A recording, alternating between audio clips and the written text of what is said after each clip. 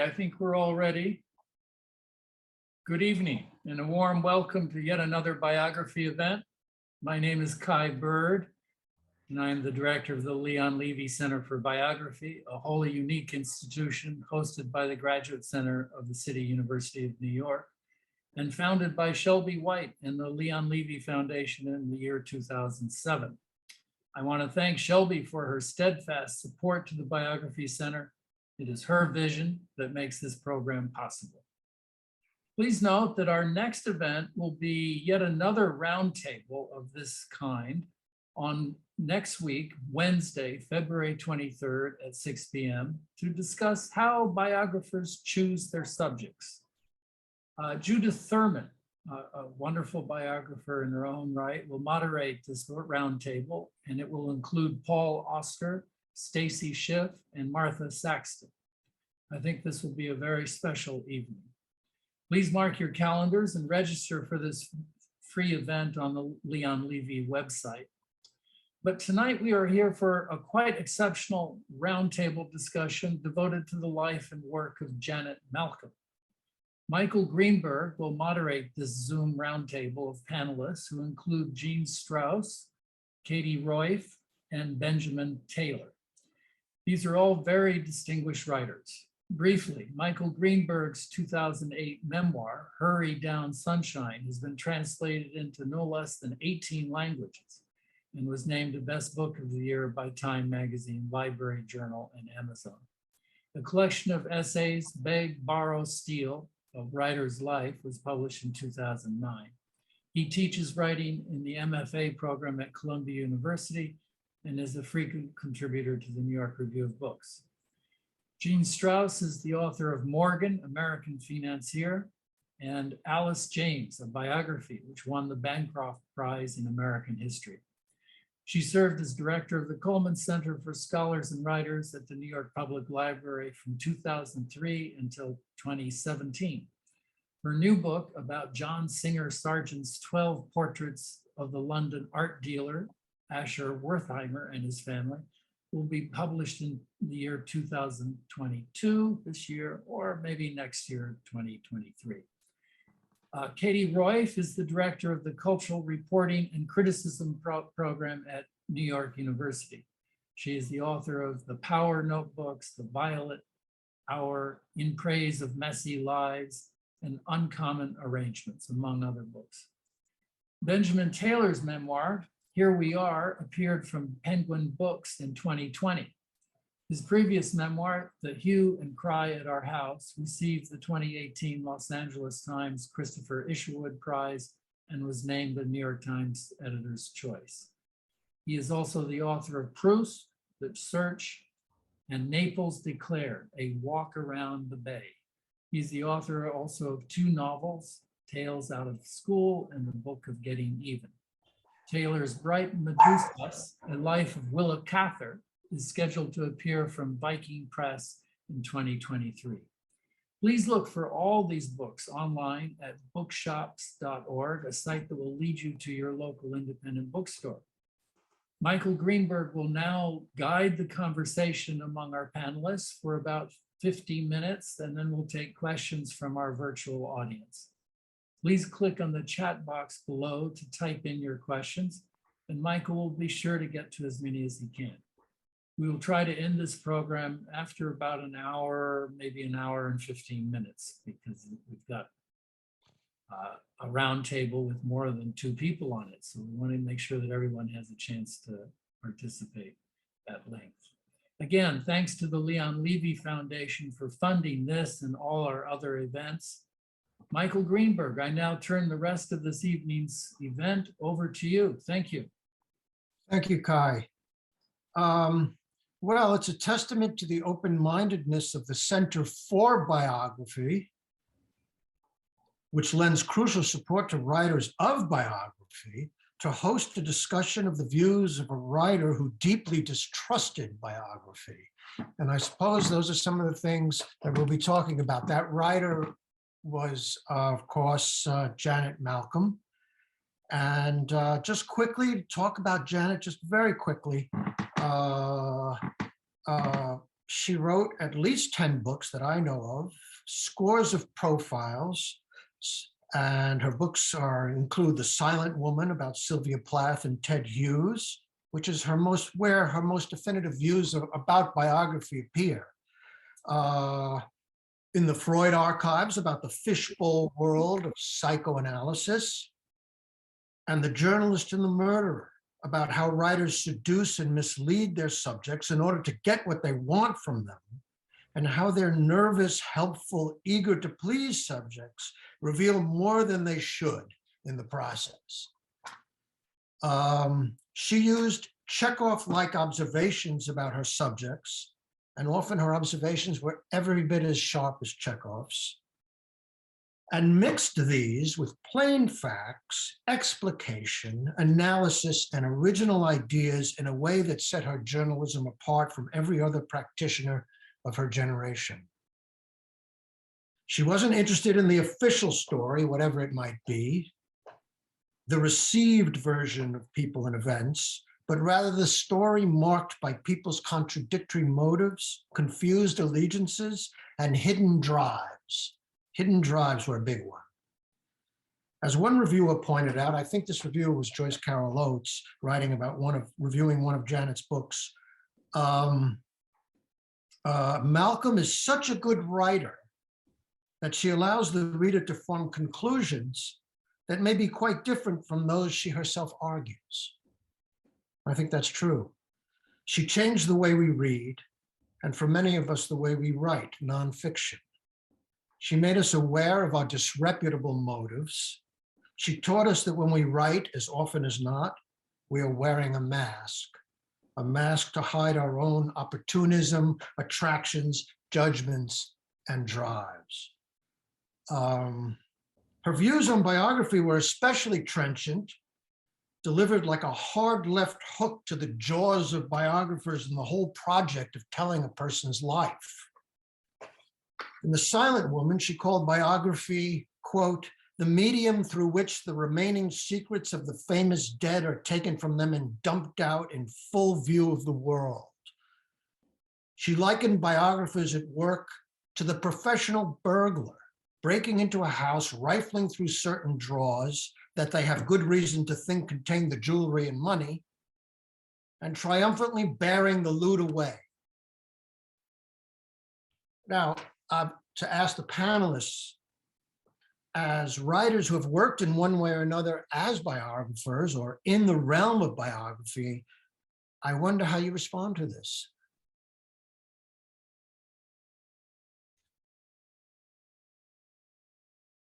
Well, she's doing something extremely complicated and interesting because she's criticizing the clumsy tools that biographers have, as opposed to, say, the novelist or the letter writer, where you're getting the real thing in the voice of the person.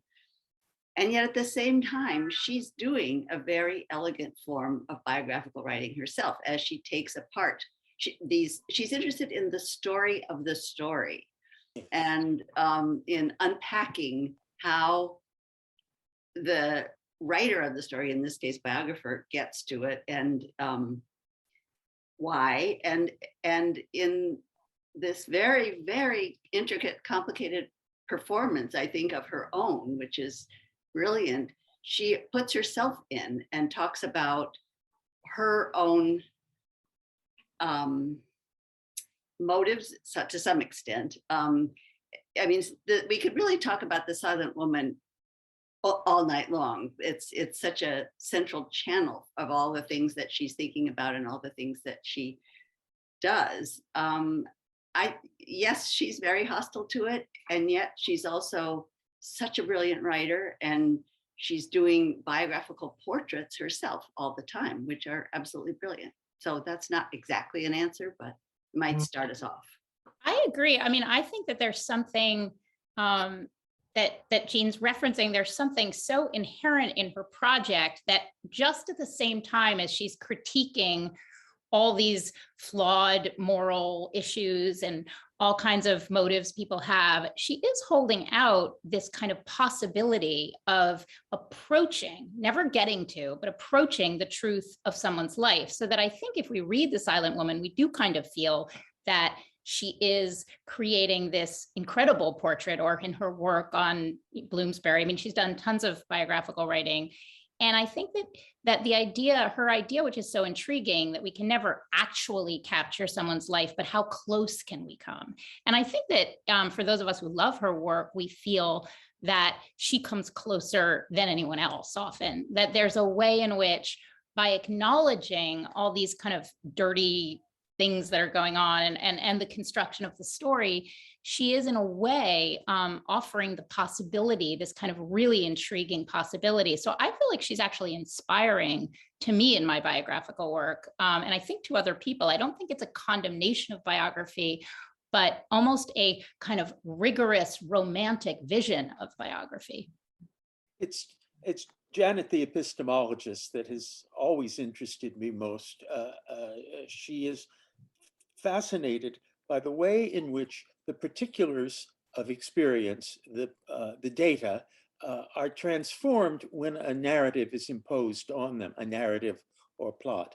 And she's deeply suspicious of the ease with which we tell ourselves stories, and with the narrative that subtly changes the particulars when those particulars are marshaled into a plot, which is an argument. It's for this reason, I think, that she was so interested in legal cases, in trials, where there are competing versions of the truth, mutually exclusive versions of the truth between prosecutor and defense attorney. And she really, even before she was herself swept up into 10 years of legal trouble, I think she had an interest in trials because everything has to be marshaled into a narrative in order for a court case to succeed. And the brutality of narration, I think, was very important to her. Yes, and the bluntness of it. It had, in a trial, it had to be one version. Right, Couldn't have competing versions. Exactly. One version loses. right. And she says this wonderful thing about that even as a journalist or as any kind of a writer, you choose your story and you stick with it. She says, second stepsister, not so bad after all, is not a good story. You know, I mean, if you're telling the Cinderella story, you got to stay with the line you started with. Although she keeps changing her line as she shows us. Yes. Yeah. I think what may have annoyed Janet about biography, or somehow stuck in her craw about the traditional biography, the what he had for breakfast, who she met for dinner kind of biography that includes everything, or tries to include everything, and in Janet's view ends up telling us nothing more than that we need to know about the person or already knew from their work. What annoyed her about it was that it was often an exercise in voyeurism and gossip, even though Janet was, a good gossiper, and the theft of privacy.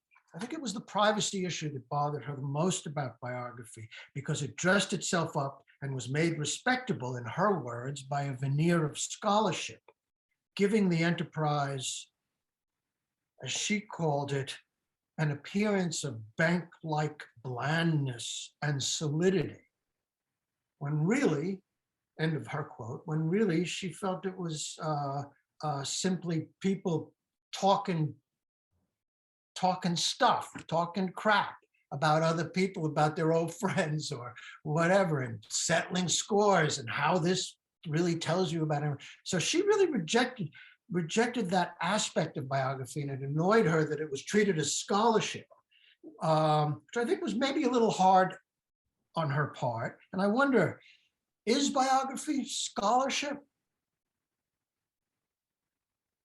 Well, on the evidence of the back pages of every serious biography, you'd have to call it scholarship, because the good biographer, as Hermione Lee says in her book on biography, the good biographer tells you where she got everything from. And yeah, I do think it's scholarship of a very exacting kind. Mhm. But I think there are distinctions to be made. I mean, obviously Janet was, there are passages in the Silent Woman when she's talking about Frances Spalding, actually both in that and in the piece on Vanessa Bell and Virginia Woolf. And she admires Frances Spalding, but compares the letters of Vanessa Bell to what Frances Spalding says about them. And it's night and day, but of course the letters are full of passion and first person observation, and the biographer's summary, even a very good biographer, just pales next to the original thing. But yeah, but scrupulous biographers who are paying very close attention, the kind of attention Janet is paying. I mean, the quality of her attention to language, to people's presentations of themselves, to their clothing, their apartments, their food, it's astonishing how wide-ranging her attention was and what she does with it as reading people. She's doing a remarkable portrait of a person as she's writing about him or her. And she likes it when it's animated by hostility. I think that might be an interesting thing for us to talk about. Katie, that was very much a part of your interview with her, the sort of bracing hostility of somebody like Jacqueline Rose in the Silent Woman story, and a sort of certain level of malice that comes into the interaction between a journalist and a subject. And I mean, I think that there were certain kinds of biography she would have respected Lytton Strachey's idea of biography as the art of selection. There were certain kinds of biography, I think, that she would have preferred to that blandness you were talking about. But I agree in terms of the aggression. I think she talked very condemningly about journalists in the same terms. She really went after the morality of the journalistic project, and yet she spent all these decades of her life doing journalism. So for her, I think, and I talked to her about, the aggression, that idea of like aggression and malice. And I think she was kind of comfortable with it. So on the one hand, I think a lot of people read it or misread some of what she wrote as a kind of attack on journalism.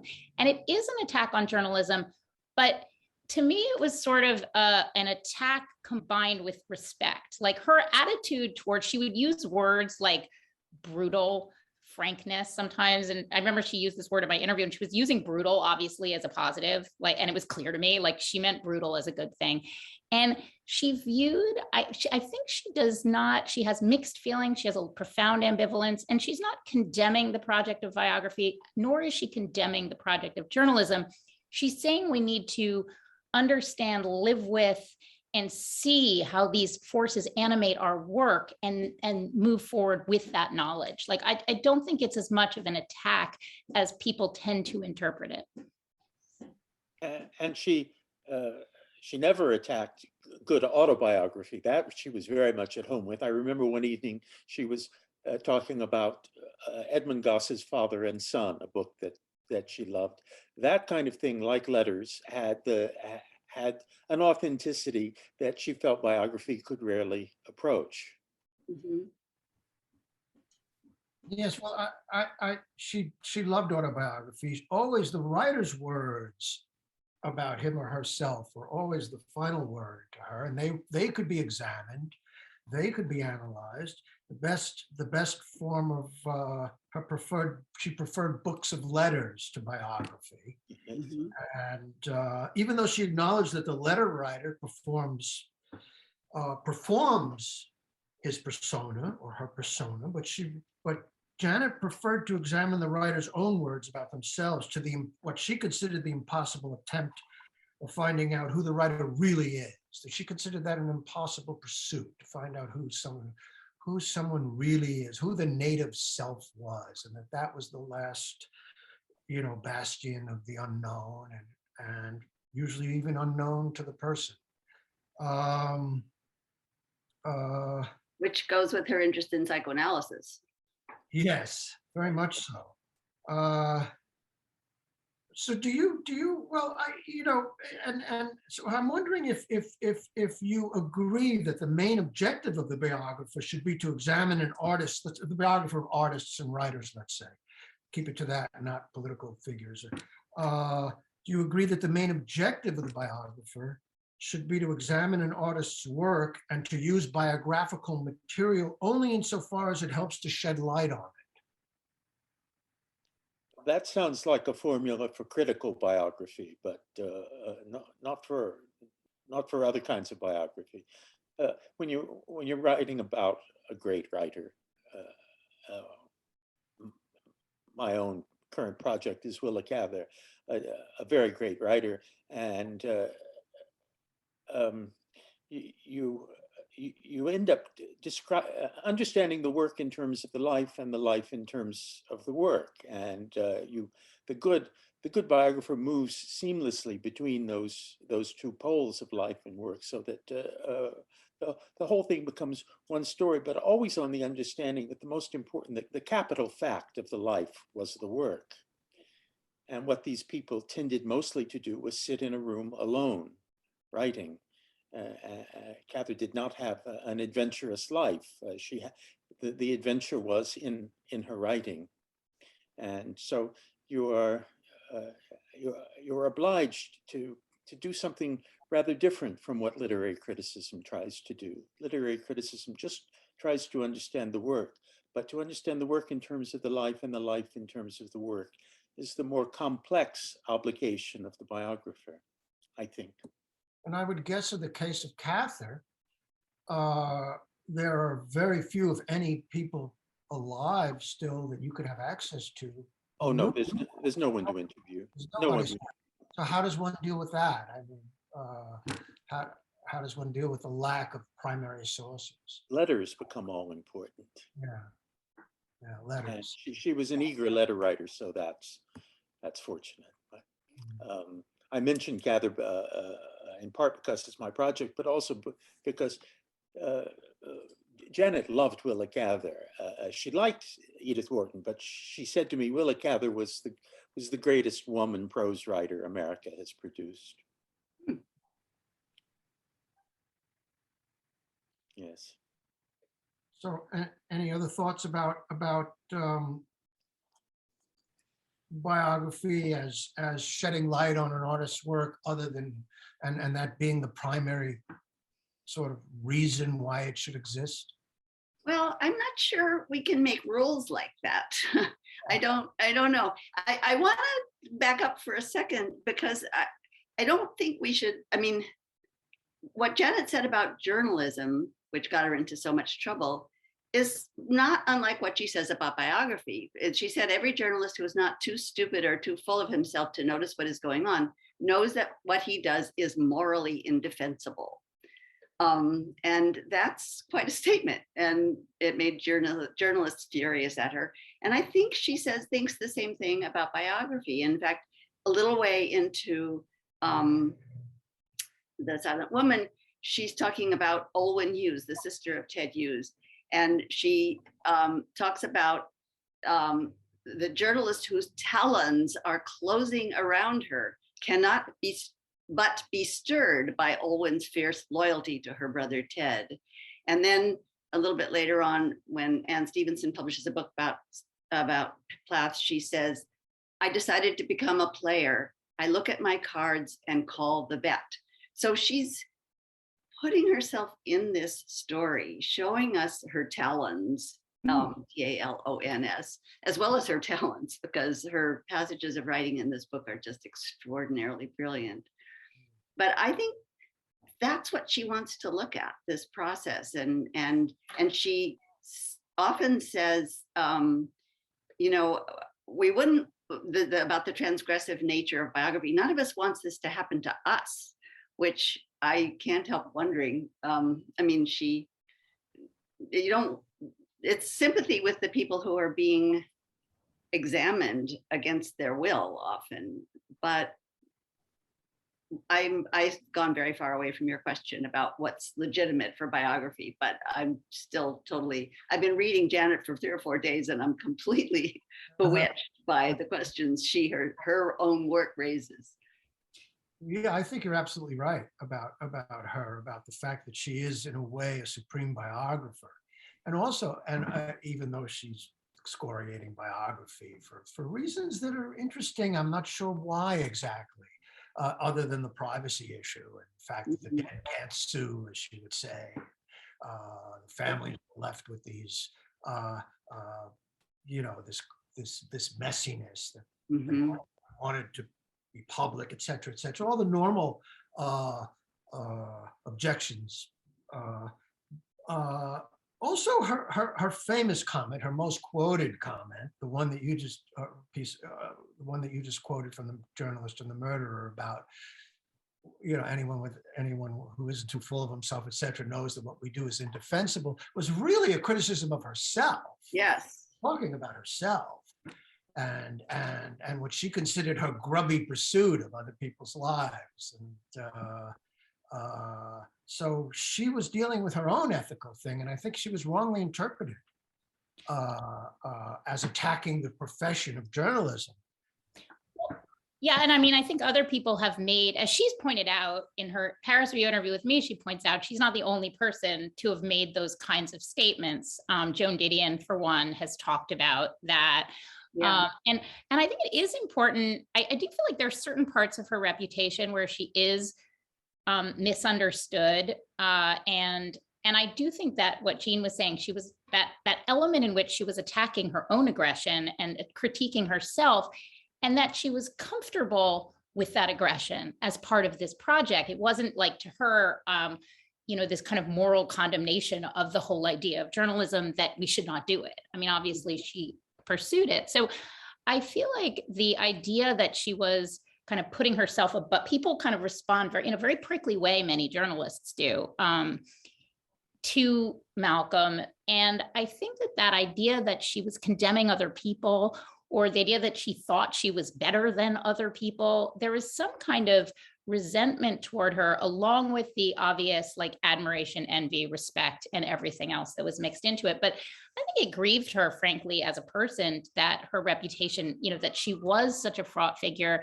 And I think it's a little bit perplexing that she was. And why do you think that was?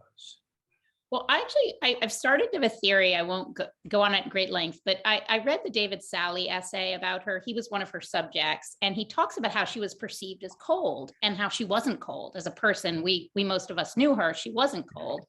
And I think that when I read the obituaries and some of the language used to describe her, which is like pitiless, austere, fierce, brutal, cold, all of these words.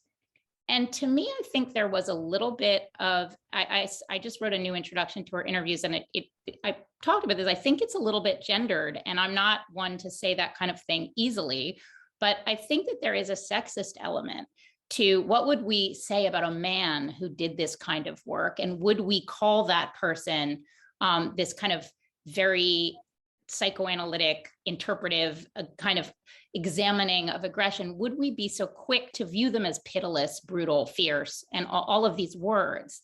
And I'm kind of curious about that, because I do feel that she wasn't that comfortable with that view of herself ever. She didn't really see herself as this brutal person.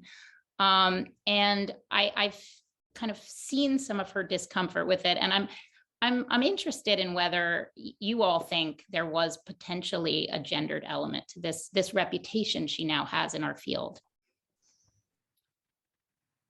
Well, you and she talk about that in a very interesting way. And Katie did an interview with Janet in the Paris Review, which maybe most people have read. But there's a moment when you are talking about that, and about writers like Susan Sontag and Mary McCarthy, and Joan Didion isn't in there, but she could be. And Elizabeth Hardwick says about Mary McCarthy that she, I can't remember exactly how, it was something about how she's not playing to the niceness of femininity. Not afraid of not niceness. Not afraid of not nice. Sorry, yes, that's exactly right. Good. And Janet certainly wasn't afraid of that either, but she talks about it. She talks about, well, you know this better than I, it's your interview. She talks about being one of the only women in this field early on, and how it was a kind of showing off for the men to write so well. I think Shaw or somebody said about Rebecca West that she writes like God. Jan said, that's what we wanted. We wanted the guys to think we wrote like God. So that there is definitely a fierceness and an aggression, and not being wanting to not trying to be the nice girl, but being as tough as the guys that she was doing. She was interested in. But also the ready smile, the beautiful manners, the elegant attire. That also was part of the persona. Very and much. She could be extremely warm, and of course immune to phoniness of every kind, but with an eye out for it. You felt that this was somebody who was just a lot smarter than you were in her presence. Well, I think she was a lot smarter than most people, which is maybe part of the hostility to her. Yes. On the other hand, as some of you were pointing out, the word brutal was a word that she used often. So brutal, pitiless, these were part of her vocabulary too. And she used them, as Katie pointed out, in a positive way. Right? She would say brutal. You know, usually we hear the word brutal and we consider it an insult. You're brutal. Brutality was a fine attribute in certain things, according to Janet. But I think what she meant was the brutality of honesty, of seeing things as they were. Perhaps this was not inevitable, but perhaps it's more understandable in the light of the family story. She saw things and saw behind things because of the double identity as Czech and as American. She arrived here not speaking any English. Her parents were refugees. Nearly the last train out of Prague with their two daughters, Marie and Jana, I guess Janet was called as a child. And she grew up, she told me once that she and Marie grew up ashamed that they spoke Czech. It was a secret they wanted to keep from their classmates. And also, I think that, if I'm right, Dr. Wynne, her father, had been trained as a psychoanalyst. So that interest is also a European legacy for her, a Czech legacy. Yes. And I think having come as an outsider with no language, no English at all, even though she was only 5, thrown into school, can be good training for a writer, can make a writer a particularly acute observer in some cases. This is my point. Although Janet very rarely talked about this, about her status as an immigrant and one step ahead of the Gestapo. But she does have a book coming out, which I urge everyone listening to read, which is very uncharacteristic for Janet. Some of it was published in parts about her life as a child and a refugee, and about her family, and about herself. She does attempt to write autobiography in this, and it'd be very interesting to see how that book is. To be called Pictures, and it's based on a series of photographs from her European past. It strikes me, talking about this, that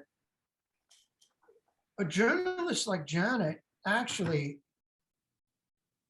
has an advantage over biographers, in the sense that you're dealing with live time. You go into what Janet loved to do more than anything, is a fishbowl world, a fishbowl world of, say, the Sylvia Plath world, where everyone's fighting over each other's and Sylvia Plath's reputation, or psychoanalysis, or whatever. She was great at that, going into that world and sort of looking at it and being a participant herself. So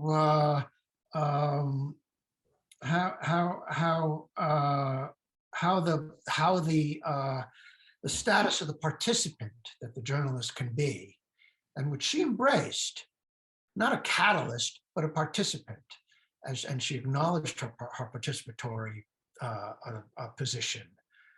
So I think that was interesting too. Yeah.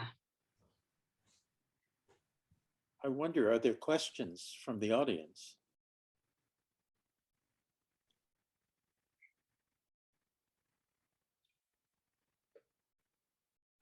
Well, yes, there are. Shall we go to them? Mike? I'd be interested. Yeah. Can I just read? I want to read one completely delicious thing from her book, Two Lives, just before we go to questions, about Gertrude Stein. It's just a sentence. She says about the complicated way of writing. She said, she writes as if the reader were an uninvited guest arriving on the wrong night at a dark house. It's just, it's fantastic. And there's many things in the Sylvia Plath book that just leap out in terms of the beauty of the perception and the writing. And that's why we read her. It's No, these books like The Journalist and the Murderer and The Silent Woman were roundly attacked when they appeared. But now everybody in the journalism school reads The Journalist and the Murderer, and every serious biographer has read The Silent Woman. She has prevailed.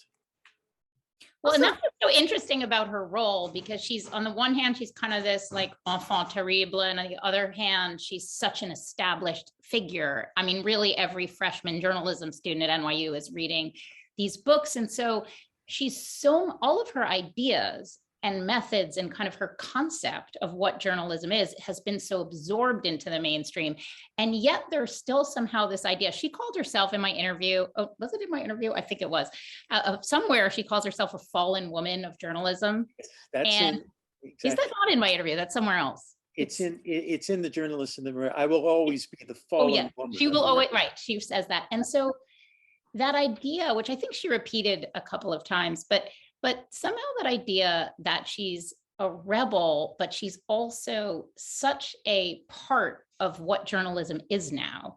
And it's an interesting role, because very few people can kind of occupy the space that she occupies. She both is such a subject of like reverence, and obviously those sentences that Jean read, it's like everybody sees the craft and the beauty of her writing and the like brilliance of her observations.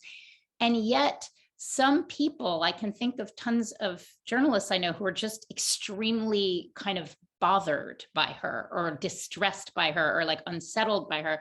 And so she kind of managed, and I have to think she would be pleased by this, to kind of get under the skin of everybody, but also really define the way people think about journalism today and biography. Yes. Yes, it's absolutely brilliant. I mean, she has prevailed, and in a way, Janet's writing and way of approaching journalism has prevailed more than the new journalism that was the thing where it becomes, the subjectivity becomes the prism. And that's interesting too, that she's prevailed, I think, more than Tom Wolfe or the others, Gay Talese, and this approach to journalism, Norman Mailer. So that's another triumph of Janet's, and a testament to her skill and her genius, really. So no, go ahead. Just another dimension that we haven't mentioned is how deeply literary she is. I mean, she just tosses off references as she goes along. She doesn't, if you don't get it, too bad. It's just, but she's so saturated in Chekhov, in Henry James, in huge numbers of writers. And she just says, well, us publishing scoundrels. Well, she doesn't tell you that that's from Henry James's The Aspirin Papers. She doesn't have to. People who get it, people who don't. But she's just so steeped in literature that it's part of the way she thinks. And she doesn't have to make a point of it. She just keeps going. It's thrilling to read. Yes, it really is. I'm so pleased that our discussion about biography has turned into a celebration of Janet, as I hoped it would. And but how could it not? The world is poorer without her, much poorer, and we'll miss her. Those who knew her, those who read her and want more. But there's a lot out there, and I want to go to some questions now. Megan Marshall in the audience asks, do we know which of Malcolm's works she was most proud of or felt to be her chief contribution? Yeah. I know that she loved her book, which I have not read, on what was it, McGuff, Sheila McGuff? Yeah. She considered that her Wasn't orphan. very popular. What? Go ahead. Well, she considered that her orphan book. It was her beloved orphan that nobody liked. It was the run to the litter, she called it. And yeah, she liked that because it was a particular challenge to her. And I think it is a very interesting book, although Sheila McGuff is not an interesting character. And it was Janet, she was a very literal-minded person who had been wronged and was angry at being wronged and was loyal and was hurt at being wronged. And she was kind of, she was a lawyer who was condemned as sentenced to 2.5 years in jail as a co-conspirator to a con man whom she was representing, whom she had no idea was using her. And Janet had the challenge of making her interesting. And she failed at making her interesting because it was impossible. And her exasperation shows in this book. But it's a tremendous analysis of journalism itself, because she fills in the gaps in talking about journalism. And it's one of her great statements about journalism, and different than some of her others in Sheila McGuff. Mike Killenberg asks, what about her apparently feigned empathy to achieve her goals with people she interviewed? Ethical, fair to her sources, her readers, her profession? So this is the complaint that one hears about Janet being phrased in a question by one of our audience. I don't think she would have pretended it was fair. Yeah. Any more than Joan Didion did. I mean, there's a fantastic passage. I keep going back to The Silent Woman about Jacqueline Rose, who is in many ways the person Janet can't really take apart because she's brilliant. She's deconstructionist. She's written about Ted Hughes in a hostile way, and Janet likes that bracing hostility, and she goes to see her. And there's an interesting moment where about a passage in a letter that they're sort of at odds over, but and Janet says something about, my narrative has an edge. My silver-plated scissors are ever at the ready to take snips of her. This is not someone who's interested, who's talking about holding up the model of being fair. And she gets the last word. There's a, Jacqueline Rose does a very deft reply to a very angry criticism from Ted Hughes, and succeeds in what she's trying to do. And Janet says, unforgettably, that she says, she's sort of, by the way, something about how her fur sleek and a few feathers still around her mouth. You know, But yeah, sorry. Go ahead. No. I was gonna say, I don't feel like her interviewing style was so much false empathy. I know that one thing she Right. talked about is she was a shy person. She almost didn't really show reaction when you talk to her about things. Like her face would sort of stay impassive. And so she would let kind of these long, awkward silences come up in her interviews. And this is the silence of a shy person. This is a silence of, she just let people, and even in normal conversation, as I'm sure some of you noticed, she would let you fill the conversation because the subject will get anxious, as we all do. Like if there's an awkward silence, they will struggle to fill it. And so she let the pauses and the awkwardness with the people she's interviewing cause them to start talking and talking and talking. And it wasn't exactly that she was like, feigning empathy. It was more that you were talking to kind of get a reaction that you weren't getting from her. It was more of her silence, her waiting, her pausing. And I feel like her specific interview style, I mean, there are journalists who kind of use like, I'm your best friend. And even though she wasn't immune to, that kind of thing, I don't think that wasn't exactly her style of interviewing, just to be very precise about how she did journalism. Mhm. Well, she spoke a lot about and wrote some about how subjects want to please, so they want to tell their stories. Mhm. She used this to modestly play down her skills as an interviewer, to say people tell their stories and all you have to do is sit there and listen. But I think she did like the idea of speaking of the silent woman, Janet would be somewhat the silent woman as an interviewer.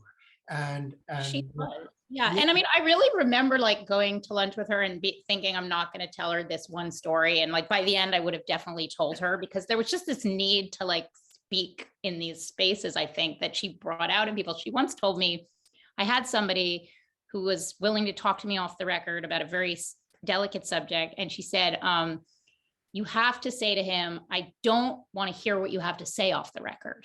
And I didn't feel prepared to do this kind of like macho thing of just being like, don't tell me then if you're going to be off the record.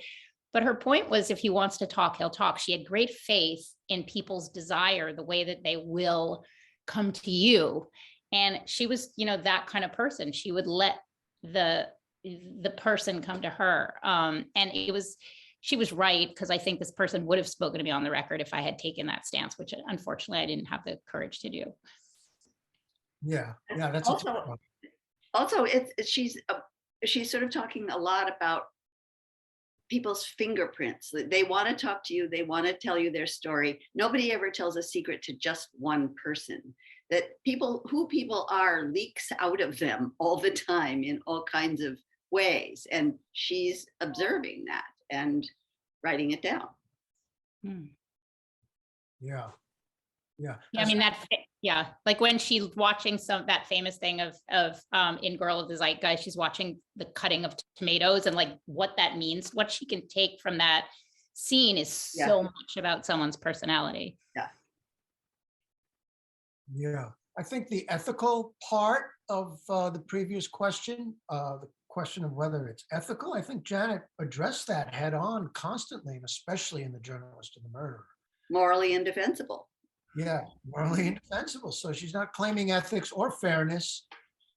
She's writing about what journalists and biographers do, really. Janet and Didion were utterly dissimilar writers, but they do have this one thing in common. That, in Didion's phrase, a writer is always selling someone out. Yeah. And she said the best writers know it and acknowledge it. That's the one thing those two very different writers have in common. And she went on to say that I'm so small and temperamentally unobtrusive that people tend to forget that my presence runs counter to their best interests. And it always does. Yes. And neurotically inarticulate. And sorry, yes. Right. My presence runs counter to their best interests. Yes.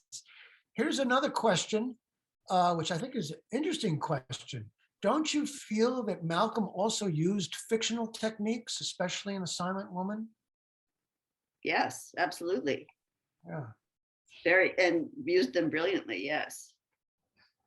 Dramatized. Hmm. There's a wonderful thing she does with structure. She's going to see someone and she describes reading the letters on the train on the way to see them. Probably that's not when she really read the letters, but it works beautifully to get us into this interview with her. It's very, very well structured. Yes, the sense And that it's happening in real time. Yeah. Masterful. I said this to her and she rejected my theories, but I do feel like she did actually love mysteries and she talks about that, but there's a little bit of a thriller pacing or a mystery pacing to Mhm. some of her writing. So even when it's in the Freud archives and we're reading about like this arcane struggle about this archive and this esoteric, psychoanalytic theory, she still manages to get this feeling that you're going to uncover this great mystery. And it really is, it's something in the pacing. And it's something, she obviously was a great reader of 19th century novels. And I think that does inform some of her, the kind of ambiance of her writing. But I do feel like there's a little bit of that, just a little hint, frisson of the thriller or the mystery book in some of her, even her, kind of cerebral works. Mm-hmm. I agree. She knew how to keep you reading. Yep. Yep. At the highest level. Thomas Beller asks, what do you guys make of the hostility she demonstrated towards psychoanalysis, which also incorporates while also incorporating such a psychoanalytic method in her work?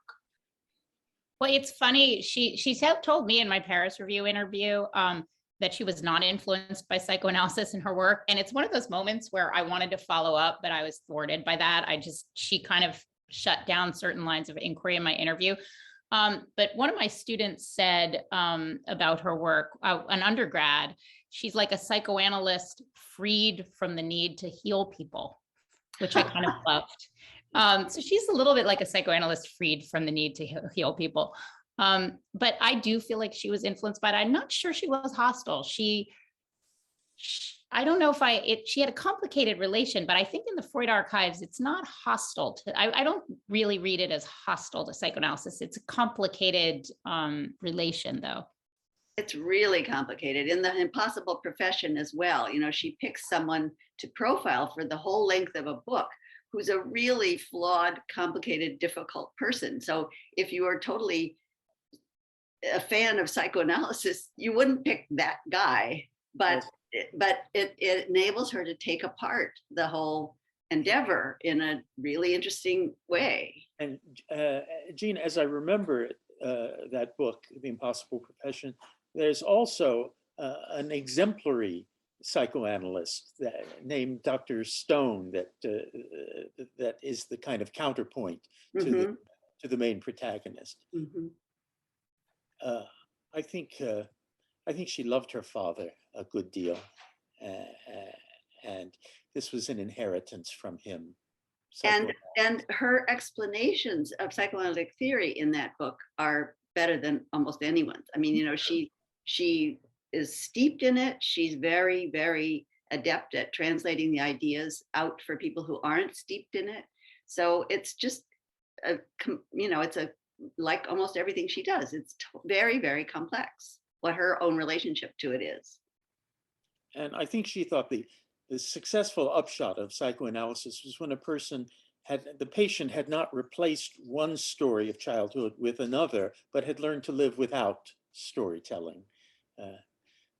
Yeah, well, she had a lifelong relationship with psychoanalysis through her father, and because he saw his patients in their home, in the home they lived in, or he had a separate room, but it was on the floor where they lived, or in the house that they lived in. And so she was very close to it, and she did admire her father, as Ben says, extremely much. Oh, yes. And loved him.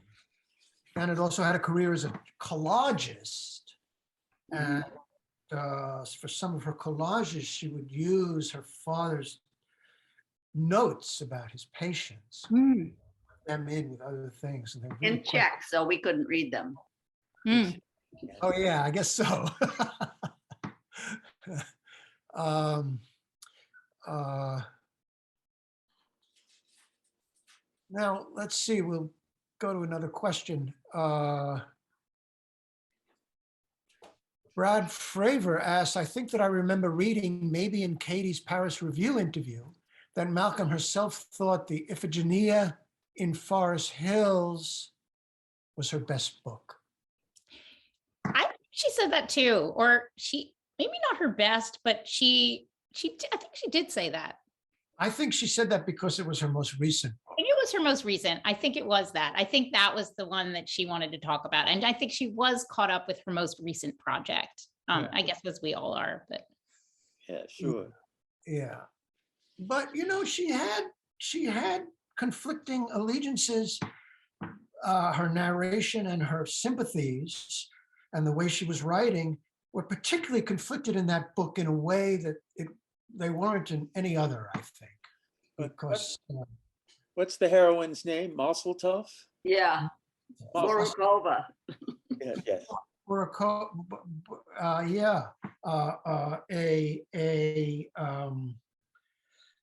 You know, from a very tight-knit community of Jews from Uzbekistan in Queens. And I don't think Janet believed that Mazel Tov had ordered the shooting of her husband. She just didn't believe she was guilty for having ordered it because the courts had put her through all this and taken her child away from her because she was such an unsympathetic character in court. Janet was fascinated with this. If you were because she herself had been an unsympathetic character in court during her first trial, and then she learned to present herself in a different way. So she mistrusted the theater of the court and how it could condemn the innocent because they didn't come across as fuzzy or likable to the jury. And but that was an interesting case, that book for Janet, and I think she never quite got to the bottom of her feelings about Mazel Tov. And she spoke with Mazel Tov every week until her illness prevented her from doing so in jail when Mazel Tov was serving a life sentence in Bedford Hills. All right, I guess we'll do one more. Oh,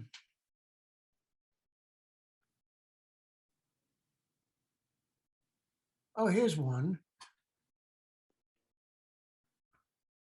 Malcolm, in her defense of Joe Mitchell's, says the questioner who sees Siskel.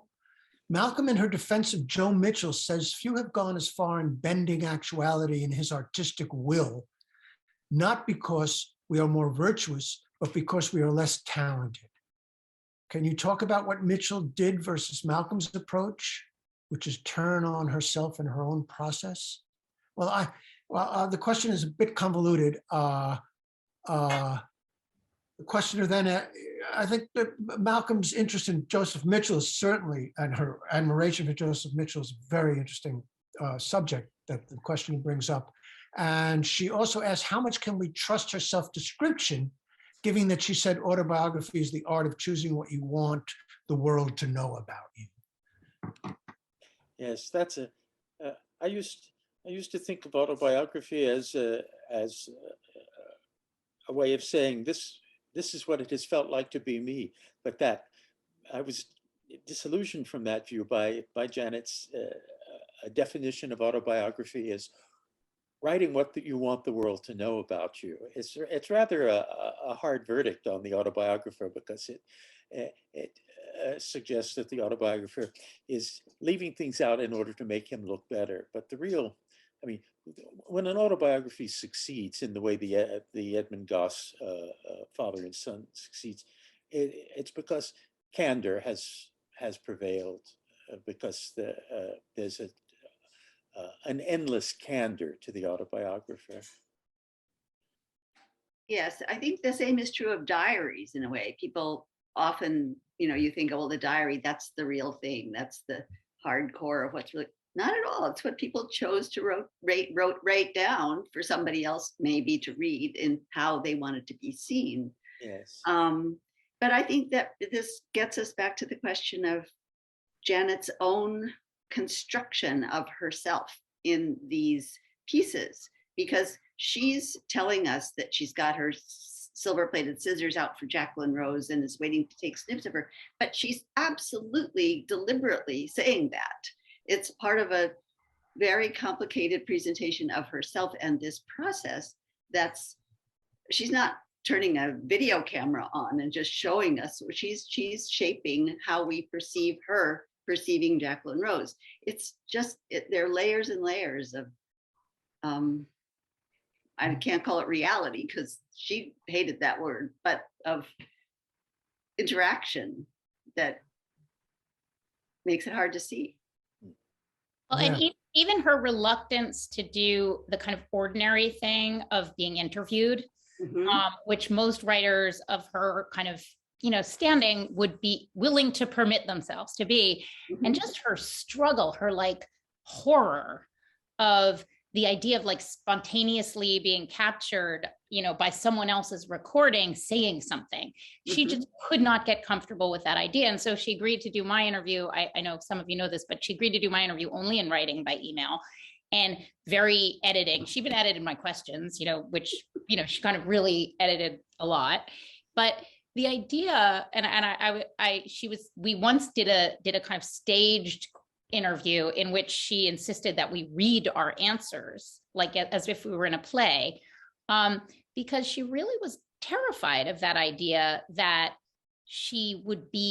somebody else would kind of create this character of her in the way she obviously did with her subjects.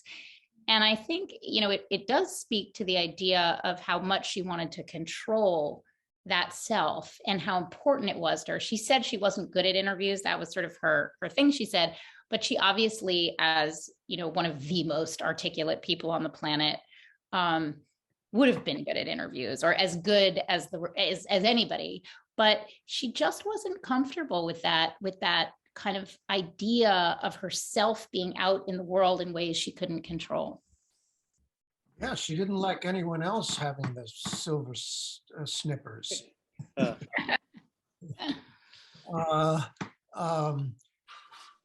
Mike Miller, who is Janet's nephew, Marie's son, points out that Janet's father was a psychiatrist, not a psychoanalyst.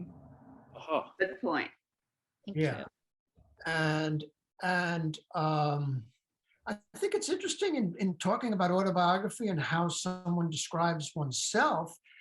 Some of you may be familiar with Janet's attempt to write an autobiography and her very short essay about how she couldn't do it. And her reasons for not being able to do it, she said, with, I thought, uncharacteristic emotion and candor, was that she didn't love herself enough, and that the biographer has to forgive and love himself, and that she didn't have that because journalism, decades of applying the trade of the journalist, had hardened her to her view of herself. It's a very interesting and moving thing. That essay, which is a page and a half, a jewel and a very moving piece of writing, is in. She puts it at the end of the collection, right? It's the very last thing you read. Fall Starts, or 40. Yes, I forget the exact name of the collection, but it has the Sally essay in it. Yeah. I think 41 False Starts, I think. 41 False Starts. Yeah. So with that, I guess we'll wind up. And really been a pleasure.